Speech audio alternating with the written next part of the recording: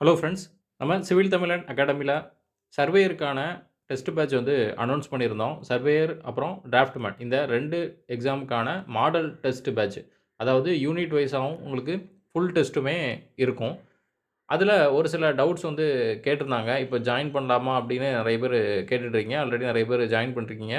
First 1 week test வந்து உங்களுக்கு வந்து கம்ப்ளீட் ஆயிருக்கு. அதாவது சர்வேயர் சனிக்கிழமையும், டிராஃப்ட்மேன் ஞாயித்துக்கிழமையும் உங்களுக்கு கம்ப்ளீட் ஆயிருக்கு. இதில ஒரு சில டவுட்ஸ் வந்து நெறைய பேரு கேட்டிருந்தாங்க. அதுக்கான வீடியோ தான் இது. என்ன அப்டின்னா, நெறைய பேரு தமிழ்ல டெஸ்ட் இருக்குமா? தமிழ்ல கொஸ்டின் இருக்குமா? அப்படிங்கிறது காமனா கேட்டுட்ருக்கீங்க. தமிழ் மீடியம் முடிச்சிருக்கேன். எனக்கு தமிழ்ல கொஸ்டின் இருக்குமா? அப்படிங்கிறத கேட்குறீங்க. இதில வந்து பார்த்தீங்கன்னா, உங்களுக்கு ஃபுல் அண்ட் ஃபுல் இங்கிலீஷ்ல தான் கொஸ்டின் இருக்கும். தமிழ்ல எடுக்கிறதுக்கான நெறைய டிஃபிகல்டீஸ் இருக்கிறதுனால, தமிழ்ல எடுக்கிறதில்ல. ஃபுல் அண்ட் ஃபுல் உங்களுக்கு இங்கிலீஷ்ல தான் இருக்கும். அப்புறம் மெட்டீரியல்ஸ் வந்து குடுத்துருவீங்களா? அப்படிங்கிறது கேட்குறீங்க. இங்க மெட்டீரியல்ஸ் அப்படிங்கிறது என்னன்னா, எல்லாமே நம்மகிட்ட இருக்கு. அதாவது நான் குரூப்லயும் சென்ட் பண்ணியிருக்கேன். அந்த ஐடிஐ புக் தான். நம்ம எதுவுமே தனியா மெட்டீரியல் வந்து ரெடி பண்ணி குடுக்குறது கிடையாது. ஐடிஐ புக் டிராஃப்ட்மேன் அப்புறம் சர்வேயருக்கான ஒரு மொத்தம் பார்த்தீங்கன்னா, சர்வேயர்ல 2 புக் இருக்கும். டிராஃப்ட்மேன்ல 2 புக் இருக்கும். அது போக அப்புறம் பேசிக் இன்ஜினியரிங் டிராயிங்க்கு ஒரு கோட் புக் இருக்கும். இது மட்டும் நம்ம பார்த்தாலே போதும். ஓகேவா? இதிலருந்து தான் கொஸ்டின் வந்து கேட்குறாங்க. 200க்கு 195 கொஸ்டின்ஸ் வந்து இதிலருந்து தான் கேட்குறாங்க. ஒரு சில கொஸ்டின் தான் கொஞ்சம் வேற மாரி இருக்கும். ஓகேவா? அதனால இந்த புக்க மட்டும் நீங்க பார்த்தாலே போதும். 200க்கு 195 அப்படிங்கிறது தாராளமா போடலாம். அதிலிருந்து மட்டும் தான் வரும். அதிலேயும் நீங்க என்ன பண்ணணும் அப்படின்னா, கரெக்ட்டா ஆன்ஸர் பண்ணணும். கேர்லெஸ் மிஸ்டேக் இல்லாம கொஸ்டின கரெக்ட்டா படிச்சு நல்லா ஆன்ஸர் பண்ணீங்க அப்படின்னா, தாராளமா 195க்கு மேலேயே நீங்க வந்து ஸ்கோர் பண்ணலாம். ஓகேவா? உங்களுக்கு தெரியாத கொஸ்டின் அப்படிங்கிறது அதில இருக்காது. ஃபுல் அண்ட் ஃபுல் இந்த புக்ல இருந்து மட்டும் தான் இருக்கும். இந்த புக்க நீங்க தெளிவா படிச்சாலே போதும். இந்த புக்க நம்ம குரூப்ல ஆல்ரெடி அப்லோட் பண்ணியிருக்கோம். ஓகேவா? நம்ம பப்ளிக் குரூப்லயுமே சரி, சிவில் தமிழன் அகாடமி அப்படிங்கிற பப்ளிக் குரூப்லயும் அப்லோட் பண்ணியிருக்கோம். அப்புறம் நம்மளோட test batch group surveyor and draftsman test பேட்ச்சுக்கான பிரைவேட் குரூப்லயும் இந்த புக்க வந்து அப்லோட் பண்ணியிருக்கோம். இத மட்டும் படிச்சுட்டு நம்ம வைக்கிற டெஸ்ட்ட வந்து அட்டெண்ட் பண்ணாலே போதும். ஓகே. ஒரு சில பேரு உங்க கொஸ்டின் மட்டும் பார்த்தா போதுமா? அப்படிங்கிறது கேட்குறீங்க. கண்டிப்பா நம்ம கொஸ்டின் மட்டும் பார்த்தாலே போதும். தனியா இதுக்கு வந்து நீங்க புக் படிக்கணும் அப்படின்னு அவசியம் கிடையாது. ஏன் அப்படின்னா, நம்ம அந்த ப்ரீவியஸ் இயர் கொஸ்டின்ல இருந்தும் சரி, இந்த புக்ல இருந்து தான் எடுக்கிறோம். பெர் சப்ஜெக்ட்டுக்கு வந்து பார்த்தீங்கன்னா, 75 கொஸ்டின் வந்து நம்ம எடுக்கிறோம். ஓகேவா? அதாவது ஒரு வீக்குக்கு உங்களுக்கு 2 யூனிட் சேர்ந்த மாதிரி டெஸ்ட் இருக்கும். ஓகேவா? மொத்தம் இதே மாதிரி 5 டெஸ்ட் இருக்கும். 2 யூனிட்ல இருந்து பார்த்தீங்கன்னா, உங்களுக்கு மொத்தம் 150 கொஸ்டின் இருக்கும். ஒரு கொஸ்டினுக்கு 75 கொஸ்டின், 2 யூனிட்டுக்கு 150 கொஸ்டின் இருக்கும். இதே மாதிரி அ சர்வேயர் அண்ட் டிராஃப்ட்மேனுக்கு சனி, ஞாயிறு 2 நாளுமே உங்களுக்கு டெஸ்ட் இருக்கும். நீங்க 2மே சேர்ந்தாலும் சரி, இல்லன்னா எய்தர் டிராஃப்ட்மேன் இல்லன்னா சர்வேயர். ஓகேவா? இந்த 2க்குமே உங்களுக்கு செப்பரேட்டா டெஸ்ட் இருக்கும். 5 யூனிட் வைஸா டெஸ்ட்டு, 3 ஃபுல் டெஸ்ட்டும் இருக்கும். ஓகேவா? ஃபைனலா ஃபுல் சப்ஜெக்ட் எல்லாமே கலந்து நம்ம டிஎன்பிஎஸ்சி ரியல் எக்ஸாம் எப்படி நடக்குமோ, அதே மாதிரி ஃபுல் டெஸ்ட் இருக்கும். ஓகேவா? இதில 75 கொஸ்டின் ஒரு சப்ஜெக்ட்ல இருந்தே நம்ம எடுக்கிறதுனால, கொஸ்டின் வந்து அதுக்கு மேல அவங்க கேட்கறதுக்கான வாய்ப்பு கிடையாது. ஓகேவா? இப்போ உதாரணத்துக்கு ஒரு சப்ஜெக்ட் எடுத்தோம் அப்படின்னா, இப்போ டாக்கோமெட்ரி அப்படிங்கிற ஒரு சப்ஜெக்ட் சர்வேயர்ல எடுக்கிறோம் அப்படின்னா, அதில 75 கொஸ்டின் அப்படிங்கிறது ரொம்ப அதிகம். நம்ம அதில எடுக்கிறதுக்கு அந்த ஒரு சின்ன டாபிக்ல நம்ம என்ன பண்றோம், 75 கொஸ்டின் எடுக்கும்போது, அது எடுக்கிறதுக்கே நமக்கு என்ன ஆகும், ரொம்ப டிஃபிகல்ட்டா இருக்கும். அப்படிங்கிறதுனால, அதில மேக்ஸிமம் ஏரியால இருந்து நம்ம என்னென்ன கொஸ்டின் கேட்பாங்களோ எல்லாமே அதிலேயே கவர் ஆயிடும். 75 கொஸ்டின் அப்படிங்கிறது நமக்கு எக்ஸாம்ல 20 கொஸ்டின் தான் கேட்க போறாங்க, அந்த சப்ஜெக்ட்ல இருந்து. ஓகேவா? இப்போ ஒரு யூனிட்டுக்கு நம்ம 75 கொஸ்டின் எடுக்கிறதுனால மேக்ஸிமம் பார்த்தீங்கன்னா, அதில இருந்தே உங்களுக்கு கவர் ஆயிடும். அந்த கொஸ்டின் மட்டும் பார்த்தாலே போதும். சரியா? அத தாண்டி உங்களுக்கு கொஸ்டின் வர்றதுக்கான வாய்ப்புகளே கிடையாது. அதனால இந்த டெஸ்ட் கொஸ்டின்ஸ மட்டும் பார்க்கிறதே உங்களுக்கு வந்து நெறைய மார்க்க வந்து பூஸ்ட் பண்ணும். சரியா? அந்த புக்க படிச்சுக்கோங்க ரெஃபரன்ஸ்க்கு. அப்புறம் நம்ம டெஸ்ட் கொஸ்டின்ஸையும் என்ன பண்ணிக்கோங்க, நீங்க ரெஃபர் பண்ணிக்கோங்க. எனக்கு டைம் இல்ல அப்படிங்கிற பட்சத்தில நீங்க கொஸ்டின் பார்த்தாலே போதும். எனக்கு மைண்ட்ல வந்து ஸ்டோர் ஆயிடும் எல்லா கொஸ்டினுமே. அப்படின்னா, நீங்க கொஸ்டின் பார்த்தா போதும். ஓகேவா? நார்மலா நீங்க படிக்கிறீங்க, கரெக்ட்டா படிக்கிறீங்க அப்படின்னா, நீங்க நோட்ஸ படிச்சுட்டு, புக்கெல்லாம் படிச்சுட்டு டெஸ்ட் போட்டு பார்க்குறது தான் கரெக்ட்டா இருக்கும். ஓகேவா? எனக்கு டைம் இல்ல. நான் லாஸ்ட் நேரத்தில தான் படிக்க போறேன். எனக்கு கொஸ்டின் மட்டும் பார்த்தாலே போதும். நான் மைண்ட்ல ஸ்டோர் பண்ணிருவேன். ஆப்ஷன் மட்டும் அப்படின்னா, நீங்க வந்து என்ன பண்ணலாம், டெஸ்ட் கொஸ்டின்ஸ மட்டும் பார்த்துட்டு போகலாம். ஓகேவா? அதனால அல்டிமேட்டா நம்ம பண்ண வேண்டியது என்னன்னா, 190க்கு மேல நம்ம ஸ்கோர் பண்ணணும். நீங்க 60 போட்டிருந்தாலும் சரி, நான் 60 போட்டிருக்கவங்க நெறைய பேரு கேட்டிருந்தாங்க என்ட்ட, எக்ஸாம்க்கு வந்து பிரிப்பேர் பண்ணலாமா? அப்படிங்கிறத கேட்டிருந்தாங்க. நான் வந்து எல்லாரையுமே கண்டிப்பா பிரிப்பேர் பண்ணுங்க அப்படின்னு தான் சொன்னேன். அதாவது ரொம்ப கம்மியா இருந்தா தேவையில்ல. ஒரு 40, 45, 50 கீழ அப்படின்னா தேவையில்ல. ஒரு 50க்கு மேல ஆவரேஜா போட்டிருந்தாலே நம்ம தாராளமா பிரிப்பேர் பண்ணலாம். ஏன்னா ரிசல்ட் வரும்போது நமக்கு ஜிஎஸ்ஸுக்கான மார்க் வந்து எப்படி வரும் அப்படின்னு சொல்ல முடியாது. ஏதோ ஒரு இதில நமக்கு மார்க் அதிகமா வந்துருச்சு அப்படிங்கிற பட்சத்தில நம்ம தாராளமா ப்ரிப்பேர் பண்ணலாம். அப்புறம் ப்ரிப்பேர் பண்ணாம விட்டுட்டோம் அப்படின்னு ஃபீல் பண்ணக்கூடாது. ஏன்னா, இதில நம்ம மேக்ஸிமம் எவ்வளோ ஸ்கோர் பண்றோமோ, அந்த அளவுக்கு நமக்கு ஜாப் கிடைக்கிறதுக்கான பாசிபிலிட்டீஸ் வந்து அதிகமா இருக்கும்.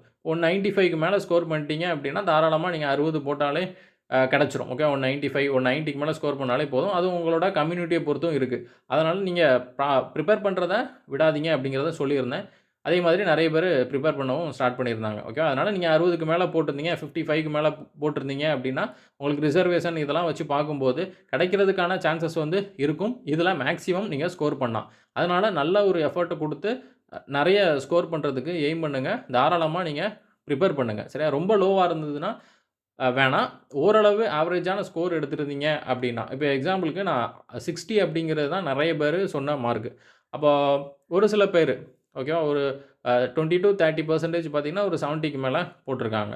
அப்போ 60 அப்படிங்கிறது ஆவரேஜா இருக்கிறதுனால, நமக்கு ஏதோ ஒரு வாய்ப்பு அதில இருக்கும். அதனால ப்ரிப்பேர் பண்ணாம விட்றாதீங்க. கண்டிப்பா ப்ரிப்பேர் பண்ணுங்க.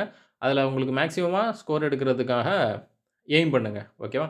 அப்புறம் நெறைய பேர் டிஸ்கஷன் இருக்குமா? அப்படிங்கிறதையும் கேட்டுட்டு இருக்கீங்க. டிஸ்கஷன் கிடையாது. இன்கேஸ் ஏதாவது டவுட் இருந்தது அப்படின்னா, நீங்க அந்த குரூப்ல மென்ஷன் பண்ணீங்கன்னா, அதுக்கான எக்ஸ்ப்ளனேஷன் வந்து நான் குடுப்பேன். ரொம்ப இதுக்கு பெரிய எக்ஸ்ப்ளனேஷன், டிஸ்கஷன்லாம் தேவைப்படாது. ஏன் அப்படின்னு பார்த்தீங்கன்னா, அதில எல்லாமே டேட்டாவா தான் இருக்கும். அந்த புக்ல இருந்து தான் நம்ம அப்படியே கேட்க போறோம் அப்படிங்கிறதுனால, அதுக்கு அந்த அளவு எக்ஸ்ப்ளனேஷன் வந்து தேவைப்படாது. இன்கேஸ் ஏதாவது ப்ராப்ளமேட்டிக் கொஸ்டின்ஸ் இருந்தது அப்படின்னா, அது சால்வ் பண்ண தெரியல, கன்ஃப்யூஸ் ஆகுது அப்படின்னா, நீங்க வந்து அதில போஸ்ட் பண்ணுங்க. அதுக்கான எக்ஸ்ப்ளனேஷன், ஆன்ஸர் வந்து நான் வந்து புரொவைட் பண்றேன். சரியா? அப்புறம் எப்படி படிக்கிறதுன்னு தெரியல. நெறைய டேட்டா இருக்கு அப்படிங்கிறத ஒரு சில பேரு கேட்டிருந்தீங்க. அதாவது இந்த புக்ல சர்வேயர் அண்ட் டிராஃப்ட்மேன் புக்ல ஐடிஐ புக்ல பார்த்தீங்கன்னா, நெறைய டேட்டாவா இருக்கு. எப்படி கவர் பண்றதுன்னு தெரியலன்னு கேட்டிருந்தீங்க. சிம்பிள் தான். அதில இருக்கக்கூடிய இம்பார்ட்டன்ட் டேட்டாவ மட்டும் நீங்க படிச்சா போதும். அதாவது இப்ப எக்ஸாம்பிளுக்கு சொல்றது அப்படின்னா, பேசிக் இன்ஜினியரிங் டிராயிங்ல இருக்கக்கூடிய ஏதாவது இப்போ A4 ஷீட்டோட சைஸ் A2 ஷீ ஷீட்டோட சைஸ் கேட்டிருந்தாங்கன்னா, அத ஃபுல்லாவே நம்ம பார்க்கணும். ஓகேவா? அப்புறம் டிராயிங் போர்டோட சைஸ் வந்து கேட்டிருப்பாங்க. அப்புறம் பென்சில்ஸ் வந்து எதுக்கு எதுக்கு யூஸ் ஆகுதுன்னு கேட்டிருப்பாங்க. அதாவது பென்சில், HB பென்சில் இந்த மாரி 2H இதெல்லாம் என்ன பர்ப்பஸ்க்காக நம்ம டிராயிங்ல யூஸ் பண்றோம் அப்படிங்கிறத கேட்டிருப்பாங்க. ஓகேவா? இந்த மாதிரி இருக்கக்கூடிய இம்பார்ட்டன்ட் டேட்டா மட்டும் படிச்சா போதும். தியரி நெறைய இருக்கும் அதுல. அதெல்லாம் நமக்கு தேவையில்ல.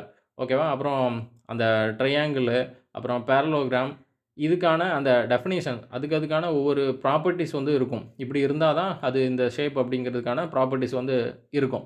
அது ரோம்பஸ்னா என்ன? இதுக்கு ஸ்பெசிஃபிக்கா ஒவ்வொரு பாயிண்ட்டும் இருக்கும். ஓகேவா? இதோட ஃபீச்சர்ஸ் அப்படின்னு சொல்லலாம். அப்ப அந்த பாயிண்ட்ஸ வந்து நம்ம தெளிவா வந்து படிக்கணும். அப்புறம் சர்க்கிள் இந்த மாரி எடுத்துக்கிட்டோம்னா, ஆர்க்கு இந்த மாதிரி உள்ள டயாமீட்டர், ரேடியஸ் இதெல்லாம் வச்சு நெறைய கொஸ்டின்ஸ் வந்து கேட்பாங்க. சரியா? அப்புறம் செயின் சர்வேல இதெல்லாம் நமக்கே தெரியும். செயின்ல எத்தன டைப் இருக்கு. அப்புறம் அப்ஸ்டக்கிள்ஸ் அது ரொம்ப இம்பார்ட்டன்டான ஏரியா. ஓகேவா? அப்புறம் செயின்ல வரக்கூடிய அந்த எரர்ஸ் பத்தி கேட்பாங்க. டூ லாங்கு, டூ ஷார்ட்னா என்ன அப்படின்னு கேட்பாங்க. அப்புறம் ரேஞ்சிங் ராட் பத்தி கொஸ்டின் வந்து இருக்கும். அப்புறம் ரேஞ்சிங்னா என்ன? டைரக்ட் ரேஞ்சிங், இன்டைரக்ட் ரேஞ்சிங் இதெல்லாம் பத்தி உங்களுக்கு கொஸ்டின் இருக்கும். ஓகேவா? இந்த மாதிரி செலக்டடான இம்பார்ட்டன்ட் பாயிண்ட்ட நீங்க பார்த்தாலே போதும். அதில தான் உங்களுக்கு கொஸ்டின் கேட்பாங்க. புரியல அப்டின்னா, நீங்க ப்ரீவியஸ் இயர் கொஸ்டின் எடுத்து ரெஃபர் பண்ணுங்க. எந்தெந்த ஏரியாலருந்து கொஸ்டின் எடுத்திருக்காங்கன்னு பாருங்க.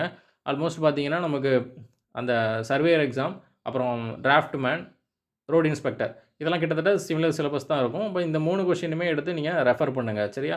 இதில எந்தெந்த ஏரியாலருந்து கொஸ்டின் கேட்டிருக்காங்களோ, அந்த ஏரியாவ படிங்க.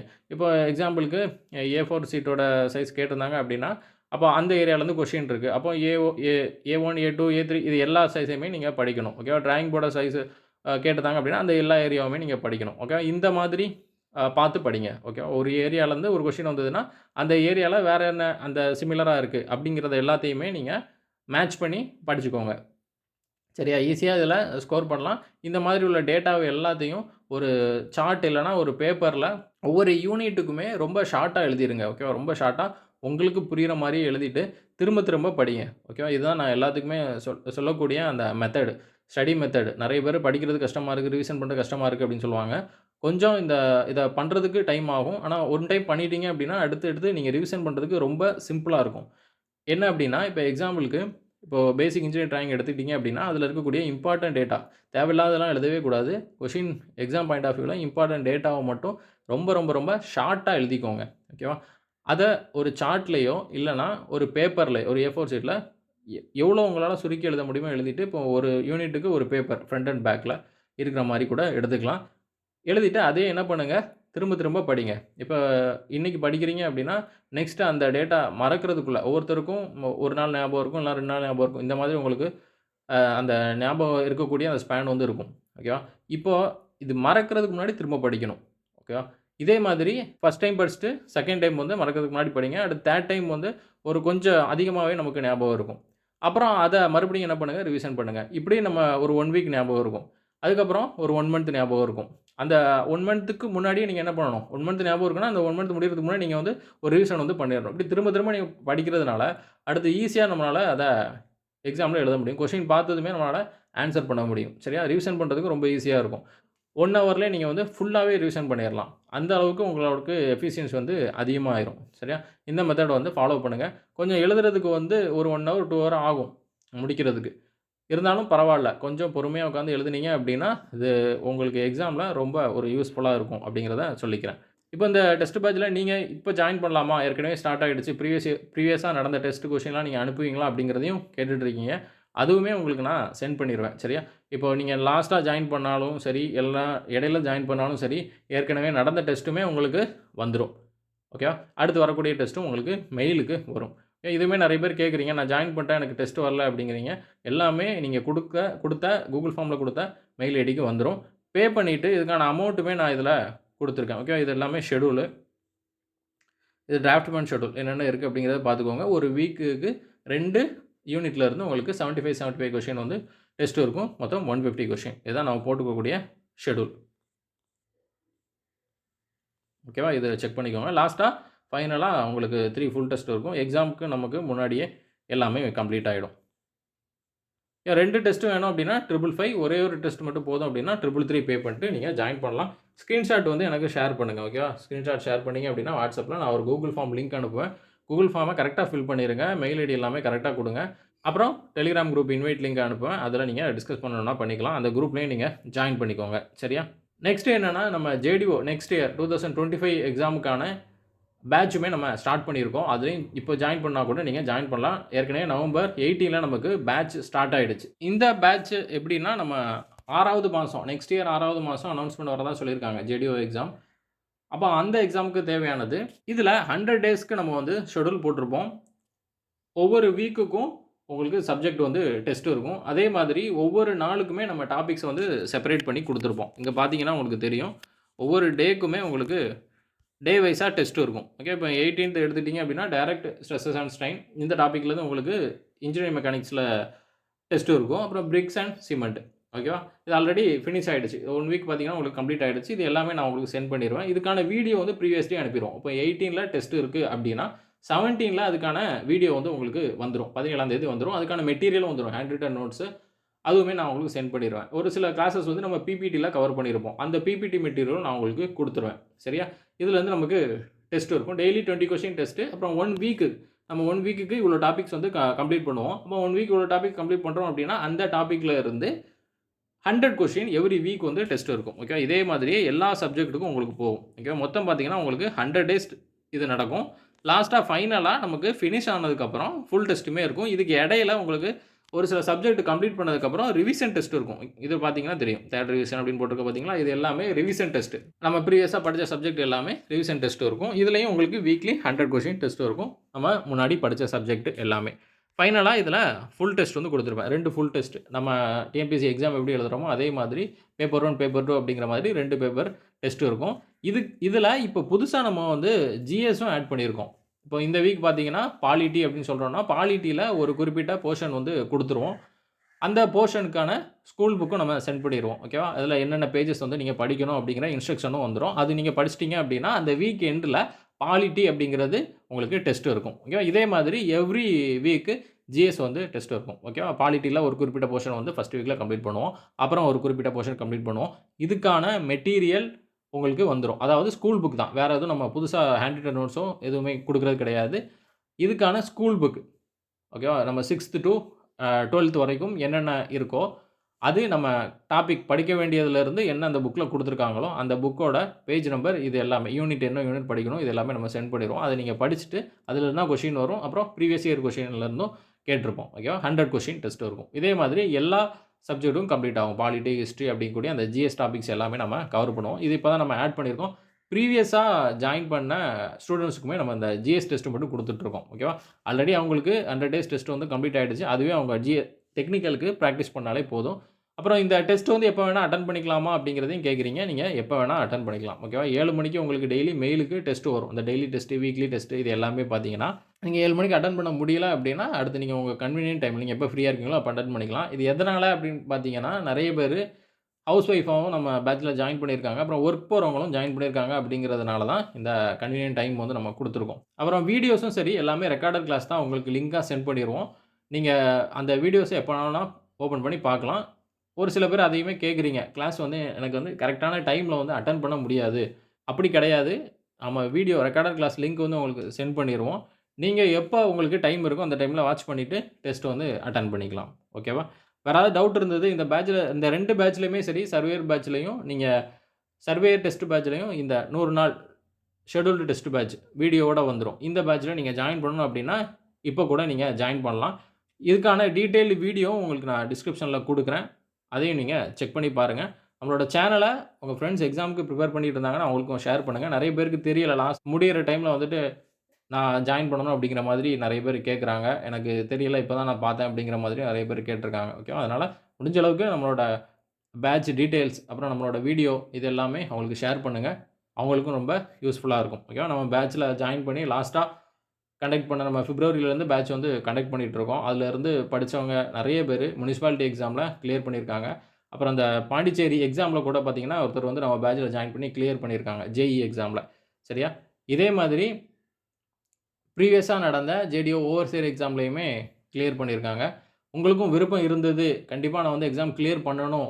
எனக்கு ஒரு கைடன்ஸ் தேவை அப்படின்னு நினைச்சீங்க அப்படின்னா, கண்டிப்பா நம்மளோட பேட்ச்ல நீங்க ஜாயின் பண்ணலாம். என்ன டவுட்னாலும் சரி, டெக்னிக்கல் ரிலேட்டடானாலும் சரி, இல்லன்னா வேற ஏதாவது இஷ்யூவா இருந்தாலும் சரி, என்கிட்ட எப்பனாலும் நீங்க கேட்கலாம். உங்களுக்கு அதுக்கான எக்ஸ்ப்ளனேஷன் வந்து நான் குடுக்குறேன். ஓகேவா? நெக்ஸ்ட் வீடியோல பார்க்கலாம். Thank you friends.